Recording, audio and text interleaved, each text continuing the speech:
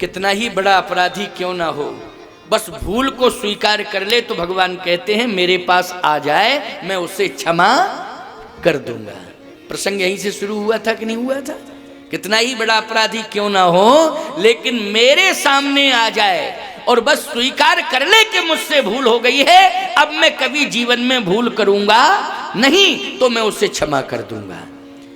बस याद रखना, किसी ने शरण नहीं दी, ना किसी ने युक्ति बताई, लेकिन सत्संग एक ऐसा होता है कि जिसमें युक्ति बताई जाती। इसलिए मैं कहता हूं मठ मंदिर बनाओ, बहुत अच्छी बात है।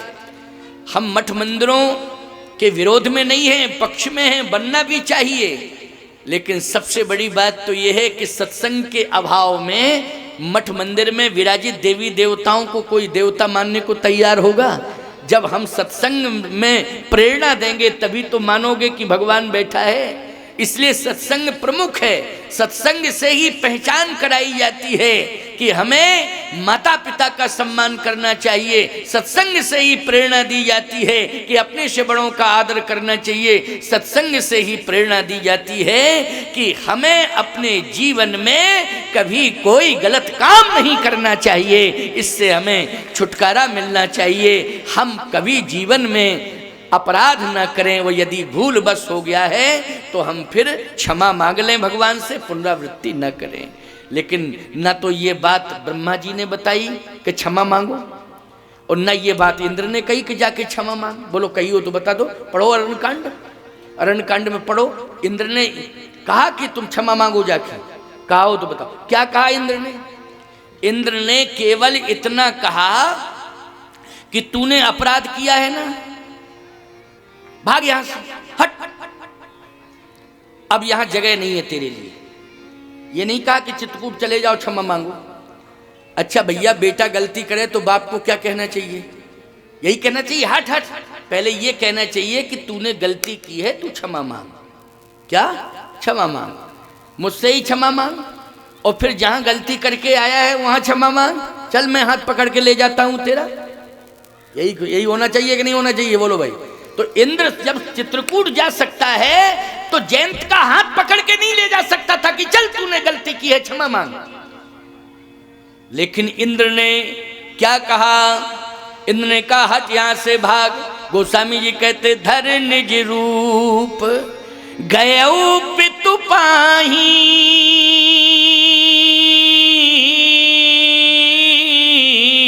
लेकिन राम विमुख राखा तहीं नाही। राम विमुख है इसलिए हट यहां से। अरे राम विमुख हुआ है तो सीधी सी बात, हाथ पकड़ता कहता चल चित्रकूट क्षमा मांग, लेकिन नहीं, हट हट। अच्छा ब्रह्मा जी के पास पहुंचा भैया, तो ब्रह्मा को ही कहना चाहिए था कि चित्रकूट चले जाओ, कहना चाहिए था कि नहीं? वापस जाओ चित्रकूट, गलती जहां से की वहीं जाओ। लेकिन ब्रह्मा ने भी शंकर जी के पास गया, शंकर जी ने भी नहीं कहा। गोस्वामी जी कहते हैं जहां जहां भी गया है वहां यही कहा भाग भाग भाग भाग। ब्रह्मधाम शिवपुर सब लोका, फिरा भ्रमित व्याकुल भय शोका। काहू बैठन कहा न वोही, राख को सकई राम कर। लेकिन याद रखना, एक संत ऐसा है जिसके सत्संग ने हृदय बदल दिया। किसने? एक संत के सत्संग ने। देखो मैं कोई प्रशंसा नहीं कर रहा हूं बैठा बैठा साधु संतों की कि मैं साधु हूं, कथावाचक हूं, इसलिए भाई जो सत्य बात है उसको कह रहा हूं, और मानना चाहिए कि नहीं मानना चाहिए, तो सही बात है। नारद देखे विकल जयंता, तो लाग दया कोमल चित संता। नारद जी को दया लगी, का रुक रुक रुक रुक। बाकी तो सब कहते भाग भाग भाग भाग, नारद जी बोले रुक रुक रुक रुक रुक। बोलो अंतर है कि नहीं? इंद्र कह रहा भाग, ब्रह्मा जी कह रहे भाग, शंकर जी बोले भाग, और नारद जी कह रहे रुक रुक रुक रुक रुक। बोलो अंतर है कि नहीं? जयंत बोला फालतू की बात कर रहे हो बाबा। बड़े बड़े लोग हमको नहीं रोक पाए, सब भगाते चले जा रहे हैं, लेकिन तुम रुकने की बात कर रहे हो। नारद जी ने कहा हाँ मैं रोक रहा हूं तो रुक तो जाओ, हमारी बात तो। अरे बोले मैं मर रहा हूं, मरने जा रहा हूं। अरे मरने के पहले हमारी बातें सुन के मरो तो क्या दिक्कत है? क्यों भाई, जब मरना ही है तो हमारी बात सुन के मरो, क्या दिक्कत की बात है? अच्छा एक बात बताओ, मरना तो सबको है, लेकिन सत्संग सुन के ही मरो तो क्या दिक्कत की बात है? भाई मरना तो सभी को है, कौन नहीं मरेगा? मरेंगे तो सभी मरेंगे, कोई नहीं बचेगा इस संसार। आया है सो जाएगा, राजा रंक फकीर। कौन है इस संसार में जो आया गया ना हो? सबको जाना पड़ेगा, लेकिन सत्संग सुन के हम मरें जाएं तो तरेंगे। नारद जी ने कहा कि हमारी बात सुन लो, सत्संग सुन लो। अरे सत्संग, टाइम नहीं मेरे पास। अरे सत्संग के लिए टाइम नहीं है, थोड़ा सा निकाल लो। कितना? एक घड़ी आधी घड़ी। लो कितनी बड़ी छूट दे रहा हूं। नारद जी बोले कितनी बड़ी छूट दे रहा हूं? एक घड़ी। जंत बोला नहीं, एक घड़ी का टाइम, आधी घड़ी। आधी घड़ी, थोड़ा टाइम निकाल ले भैया। है बोले आधी घड़ी भी नहीं है तो आधू में पुनि आध। बोलो कितनी बड़ी छूट दे दी है? बोलो बहुत बड़ी छूट मिल रही है सत्संग में कि नहीं मिल रही? ये दोहा मेरा बनाया हुआ है क्या? अरे टाइम नहीं है तेरे पास सत्संग के लिए, एक घड़ी का कोई बात नहीं, आधी घड़ी दे दे मुझे, आधी घड़ी दे दे। एक घड़ी आधी घड़ी, इतना भी नहीं, नहीं आधा में पुनियाद। आधे में से आधा दे। सोचना पड़ेगा। बोलो सत्संग के लिए टाइम देना चाहिए कि नहीं देना चाहिए? है थोड़ा सा ही दे दो समय। बहुत से लोग तो ऐसे हैं कि उनको फुर्सत ही नहीं, कहते फुर्सत नहीं है, कहते फुर्सत नहीं है। जिंदगी जब तक रहेगी फुर्सत न होगी काम से। है जिंदगी जब तक रहेगी फुर्सत न होगी काम से। कुछ समय ऐसा निकालो प्रेम कर लो राम से। फुर्सत निकालनी पड़ेगी, किसी को फुर्सत नहीं, निकालना पड़ेगा। समय निकालिए, आप सत्संग के लिए निकालिए। एक जगह की बात, सत्संग हो रहा था, सारे लोग आए, एक व्यक्ति नहीं आया। बोले क्यों? कहे फुर्सत नहीं मिल रही उसको। महात्मा जी ने कहा कह दो भैया एक आध दिन तो निकाल ही लो फुर्सत। अरे कहे दिन तो बहुत बड़ा। अरे एक दिन नहीं, थोड़ा आधा घंटा एक घंटा, जितना समय हो उतना आ जाए। बोले कोशिश की जाएगी। भैया कोशिश की लेकिन नहीं मिली फुर्सत उसे। अब फुर्सत नहीं मिली, महात्मा जी ने कहा कोई बात नहीं है, नहीं मिली फुर्सत तो नहीं मिली। दूसरे दिन एक घटना घट गई भैया। क्या घटना घटी? सब आते थे, वो नहीं आया, उसका हार्ट फेल हो गया। घटना घट गई, हार्ट फेल हो गया। अब हार्ट फेल हुआ तो लोगों ने कहा महाराज अब तो माहौल ठीक नहीं है। बोले हाँ बात तो सही है। क्या हुआ? फलाने व्यक्ति का हार्ट फेल हो गया। महात्मा जी बोले प्रभु की इच्छा है, क्या करोगे? इतना ही योग संयोग था उसका, इस पृथ्वी पर इतना ही रहना था उसका, इतना ही योग संयोग था, उतना ही समय लेके आया था, चला गया। लेकिन भैया वो व्यक्ति है कहाँ जो सत्संग में नहीं आता था, जिसका हार्ट फेल हो गया है कहाँ? कहे वो 4-5 मकान छोड़ के। अच्छा अच्छा अच्छा, तो सभी लोग वहाँ इकट्ठे हो रहे हैं, चलो हम भी इकट्ठे हो लें, कोई बात नहीं, उसके दुख में हम भी सम्मिलित हो जाएं। वो भी पहुँच गए महात्मा। लोगों ने कहा देखो बड़ी कृपा है कि संत आ गए। सबको ये मौका नहीं मिलता, समय नहीं मिलता। मरे तो दुनिया में सब हैं, लेकिन साधु कहाँ पहुँच पाते हैं? क्यों भैया? लेकिन संत थे, पहुँच गए। बड़े दयालु संत हैं। संत ऐसे ही उदार होना चाहिए, ऐसे ही उदार होना। महात्मा जी बोले सब ठीक है, लेकिन ये बताओ भैया हमें थोड़ा समय दोगे क्या आप लोग, कि अभी ले जा रहे हो? कहे महाराज आप कहो तो थोड़ा रुक जाएं। कहे थोड़ा रुक जाओ, बाद में इनको स्मशान पर ले जाना, अभी रुक जाओ। तो लड़कों ने सोचा कि कोई चमत्कार होने वाला है, इस साधु है, प्राण फूंक दें, कहो बड़ी ताकत है, प्राण फूंक दें।